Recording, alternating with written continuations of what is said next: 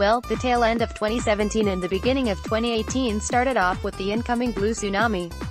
The Democratic takeover was all but assured. The Democratic Party base was super energized.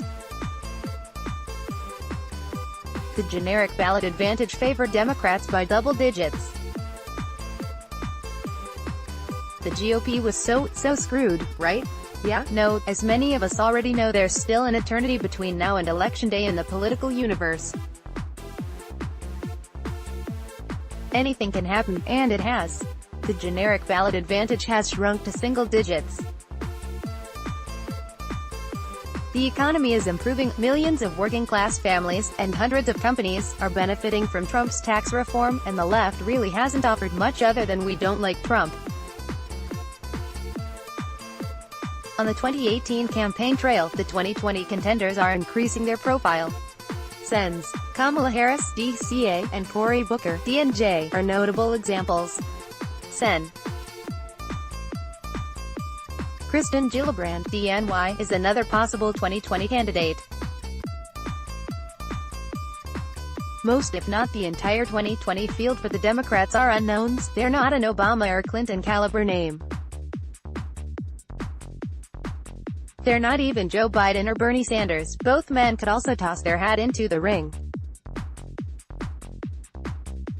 They're young politicians with regional appeal, very regional appeal. It also doesn't help that some, like Booker, say they can relate and understand rural voters because they read books about them. Or, besides that point being malarkey, Trump's potential challenges hail from California, New York, and New Jersey. It's the epitome of liberal elite. These people don't care about rural voters. They mock them and think they're inferior. So, for folks who live in the more grounded parts of the country, be aware that the Democratic Party's base hates you and they hate your values. Don't let the wolf in the henhouse, so to speak. Trump could beat the 2020 field. Sanders might be more of a fight, but overall, Democrats is still worried that the Trump era could last a full 8 years. Hence, why there seems to be a debate on Team Obama over how they should feel about these Korea talks. If Trump succeeds and inks a deal between the two nations, but that would allow the Trump White House to make a case for a second term. It would undercut and slay the talking point that Trump would bring chaos to the world. A Korean deal would be a Nobel Peace Prize-worthy accomplishment. Via NTK Network, MSNBC's Hallie Jackson asked Baker what former Obama staffers are most worried about when it comes to Trump undoing former President Obama's legacy. What they're concerned about most is whether President Trump gets re-elected, Baker said. The reporter then explained how former Obama staffers are debating whether it's better for the country for Trump to reach a deal with North Korea or for the negotiations to fail, because you don't want anything to happen that would give him an argument for a second term, Baker said.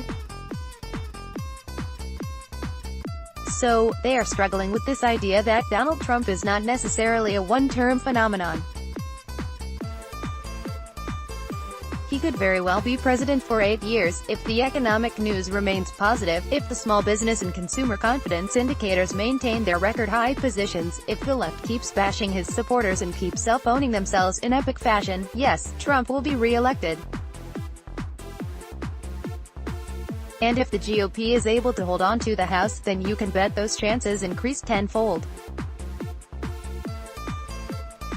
Real Clear Politics' Sean Trent admitted that by the time we get to Election Day, that blue wave could very well turn into a low tide. Greg Jenkins, FNC, listen, the president's approval rating is up. We'll just put it up quickly so you see it if you haven't already. 42% approved, that is incredibly up from the 30% that most Democrats referred to in recent weeks.